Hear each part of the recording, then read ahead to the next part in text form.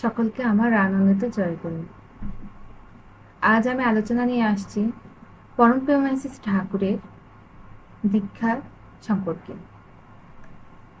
আমরা যারা পরম প্রেমাশিস ঠাকুরের দীক্ষিত, তাদের প্রত্যেকেরই 5টি কাজ রয়েছে। তা হলো যজন, যাজন, ইষ্টভীতি, সুস্তায়নী এবং সদাচার। আমাদের দীক্ষার পরপরই এই 5টি কাজ দেওয়া হয়।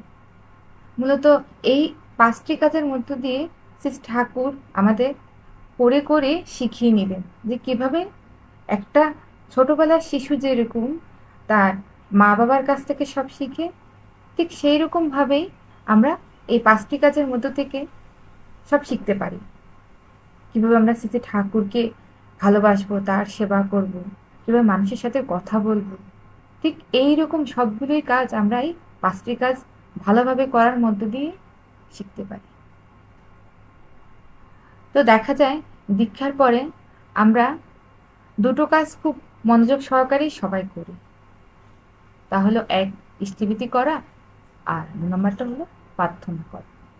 ওই যে বললাম যজন আর যাজন আর সুস্তায়নী, সদাচার, এগুলো আসলে ঠিকভাবে পালনটাই হয়ে ওঠে না। আসলে এগুলোর জন্যই পরম প্রেমাশিস ঠাকুর বললেন যে একে অপরের সাথে শেয়ার করো।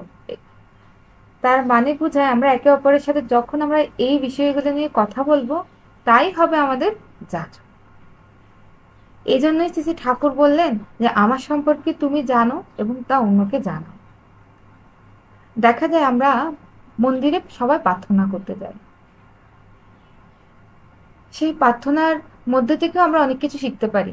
কিভাবে আমি মন্দিরে বসে শ্রী ঠাকুরের নিকট প্রার্থনা করব এবং সে একই প্রার্থনা আমি ঘরে এসে আমার শ্রী ঠাকুরের ফটোর সামনে বসে করব, তাও আমি খুব ভালোভাবে শিখতে পারি।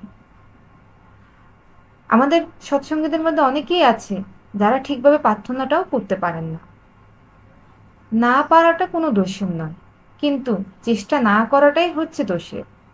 পরম প্রেমাশিস ঠাকুর সত্য অনুসরণে বলল, তুমি বারবার চেষ্টা করো, বিফল মনোরথ হও, ক্ষতি নাই, কিন্তু তারপরও চেষ্টা চালিয়ে যেতে বারবার বলেছে।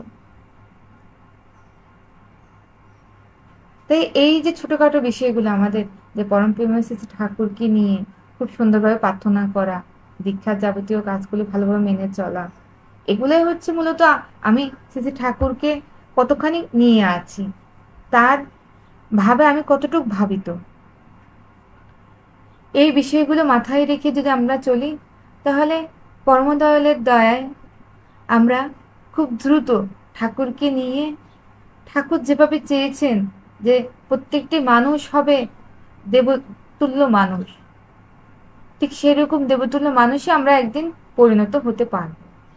আমি আমার আলোচনা দীর্ঘায়িত করছি না, প্রত্যেকে সুস্থ জীবন কামনা করছি। সকলকে আমার আনন্দিত জয় গুরু।